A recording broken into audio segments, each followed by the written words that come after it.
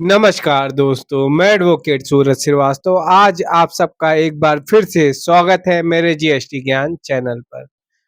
आज हम लोग बात करेंगे, अब हम लोग अप्रैल में आ गए हैं, डिस्कस करेंगे क्या-क्या इनवॉइस बनाते समय ध्यान दें।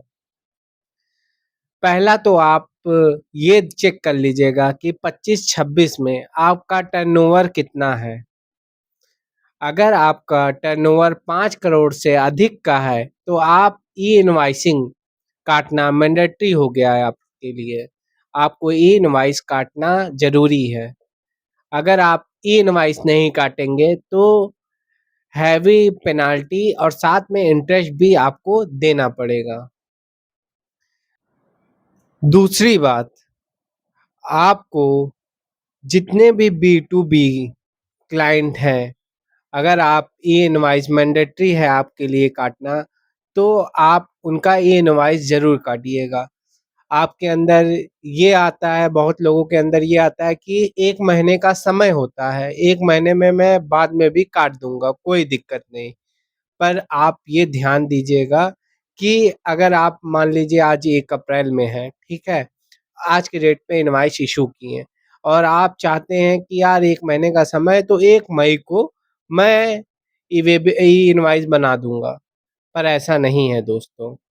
अगर आप ऐसा करते भी हैं, तो डिपार्टमेंट की तरफ से इनवॉइस इनवैलिड माना जाएगा। तो आप सोचेंगे यार हम तो टैक्स इनवॉइस सॉफ्टवेयर से काट के दिए हैं, क्यों इनवैलिड माना जाएगा? नहीं, ये रूल के हिसाब से जीएसटी डिपार्टमेंट आपका ये इनवॉइस इनवैलिड मानेगा। ठीक है, काट दो। अगर आप बी टू बी कस्टमर को आपने माल दे दिया और अपने सॉफ्टवेयर से बिल काट के टैक्स इनवॉइस पे दे दिया और आपका जो आपसे माल खरीदा है, आपका परचेज़र, वो आईटीसी क्लेम करा। तो आईटीसी वो क्लेम किया, पर डिपार्टमेंट में उसे रिजेक्ट कर देंगे, वो आईटीसी अमान्य मानी जाएगी। अगर आप ई-इनवॉइसिंग नहीं करते हैं, तो वो आपकी आईटीसी अमान्य मान देंगे। आईटीसी आपके परचेज़र को नहीं मिल पाएगा। परचेज़र बेचारा क्या करे, क्योंकि उसका तो गर्दन पकड़ी जाएगी, उसने आईटीसी क्लेम की। तो इसीलिए आगे चल के कोई दिक्कत ना आए, आप ई-इनवॉइसिंग अगर आप पे मैंडेटरी है, एलिजिबिलिटी हो गई है इनवॉइसिंग की, तो आप ये इनवॉइसिंग ज़रूर काटिएगा।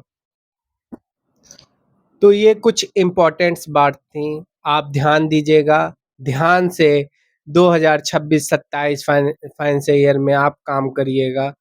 अगर आपको कोई दिक्कत आती है, कोई परेशानी आती है, तो आप मुझसे कॉन्टैक्ट कर सकते हैं। मैं मुझसे मिलने के लिए आप मेरे चैम्बर आ सकते हैं। मेरा चैम्बर प्रयागराज में कालंदीपुरम में ठीक गायत्री मेडिकल स्टोर के बगल में है। आप मुझसे संपर्क कर सकते हैं, लीगल सलाह ले सकते हैं और आपका दिन शुभ हो। धन्यवाद।